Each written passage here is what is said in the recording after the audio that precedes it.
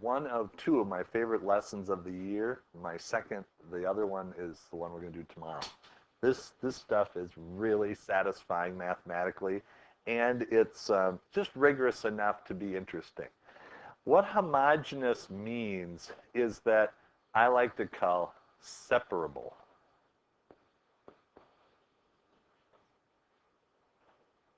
Separable. That's what homogeneous means.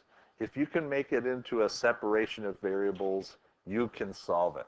But initially, it's not going to be that way. So if you look at this one of these is going to be homogeneous, and one of them is not. One of these you're going to be able to separate, and one of these you're not going to be able to. As it turns out, it's kind of hard to tell from these just by looking at them which ones are going to be separable and which ones are not. But if it is separable, then you're going to be able to do what we call a homogeneous solve. So here's what we're going to do. We're going to rename y over x. You can use any substitution. IB will have different ones, but normally it's y over x, and set it equal to u. And if you set it equal to u, then you're going to be able to do some interesting things. Well, this one I don't see any of those, but if you divide everything by xy, you're going to get dy dx is equal to y over x plus x over y. Now, does u equal to y over x look like a substitution you'll be able to make here? Yep. How about here? Yeah, 1 over u. So this one is going to be homogeneous, and this one is not. And so if they ever ask you, is something homogeneous, is it not? All we have to do is, can we get it to the step before integrating? And we're a ways from that right this second. All right, so let's just dive right into it. We're going to just do problems using this technique. There's nothing to prove. It's just we're going to use the substitution u equal to y over x. All right, so let's get started. Dy dx is equal to x over x plus y over x. Now, I like this because we can say that x over x is 1, and what's y over x equal to? U. There's only one problem. Do you see what it is? I have this in terms of u, but what do I have this derivative in terms of?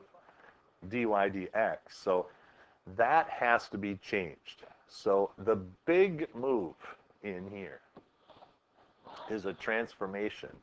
U equal to y over x. I'm going to cross multiply, get u times x equal to y. Would you write that down?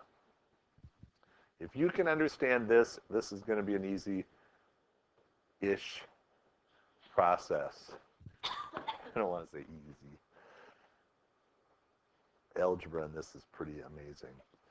Okay, so ux equal y. I'm going to write u times x equal y. Now I'm going to take the derivative of both sides. What is the derivative of y with respect to x? Dy dx. Very good. Now this one, unfortunately, has two variables. So we have two variables. We're going to have to hi-ho this one. U times dx dx plus x, wait a minute, what's dx dx? 1, so I don't need that. U plus x times du dx.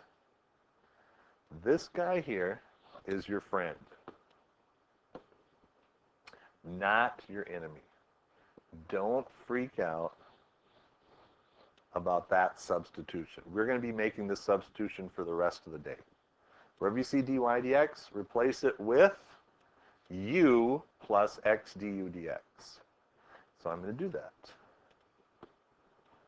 Dy dx, u plus x du dx. That's interesting. Yeah. Oh, yeah. So, group,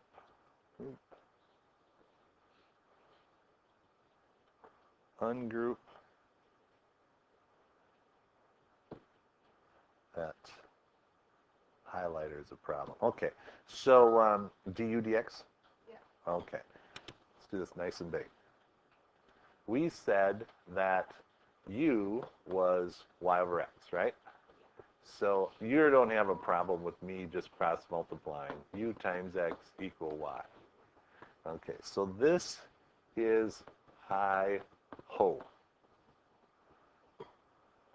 Hi d ho dx dx plus ho d high du dx. And that'll be equal to the derivative of y with respect to x. Dx with respect to itself is just 1. So there's where I get the u plus x du dx. It's annoying, but look at, when I get rid of this u, what do you notice? Separable. That's what our goal is. Our whole goal at this today and tomorrow is just come up with new ways of making them separable. Okay, we're not done. We're going to keep rolling here. I'm going to subtract u from both sides. And so now I have x du dx is equal to 1. So du is going to be dx over x. See why this is a white belt problem? It's pretty easy now. Integrate both sides, you get u is equal to the natural log of x plus c. And then we go back. Did they give us a point? No. So only thing that we have left is to go back and replace what u was. U was y over x. Natural log of x plus c. So what's y equal to? X ln of x plus, now's where you got to be careful. Normally we'd have a c, and if you multiply by a constant, it's just a bigger c, right? But because it's a variable, we have to write x times c, and I can't emphasize that enough. That is not just a bigger c. When there's a variable, you got to make sure that variable is present times c. And then this would be my wonderful answer.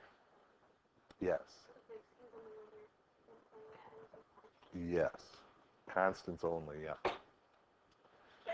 There you go. There was our first homogeneous antiderivative. Pretty good. Pretty good. Let's try this one.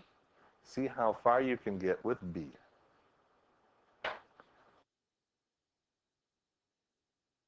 Ahead a little bit, we're going to let u equal to y over x.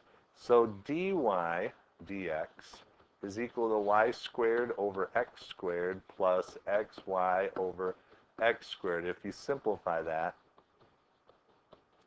I get y over x squared, right? Plus, what does this simplify to?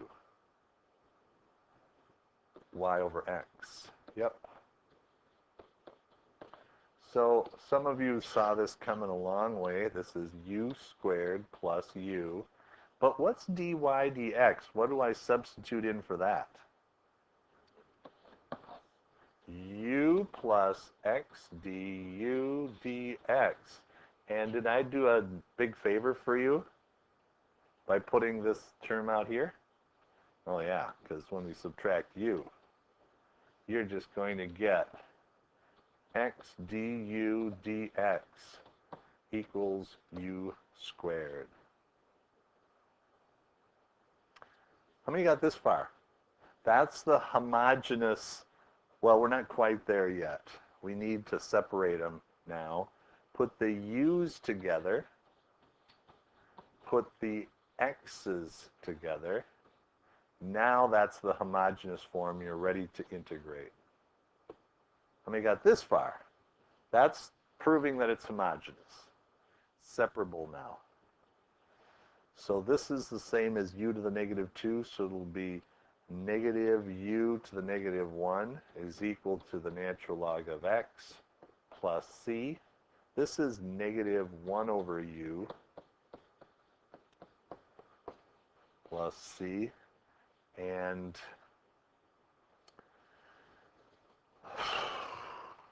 oh, right. So I would take the opposite of both sides. We can go minus c. It's still c, but so you have 1 over u equal to negative natural log of x minus c. And then we're going to flip this over. So it's 1 over negative ln of x minus c. Now you might say, why can't I just put plus c? You can. It would be correct either way.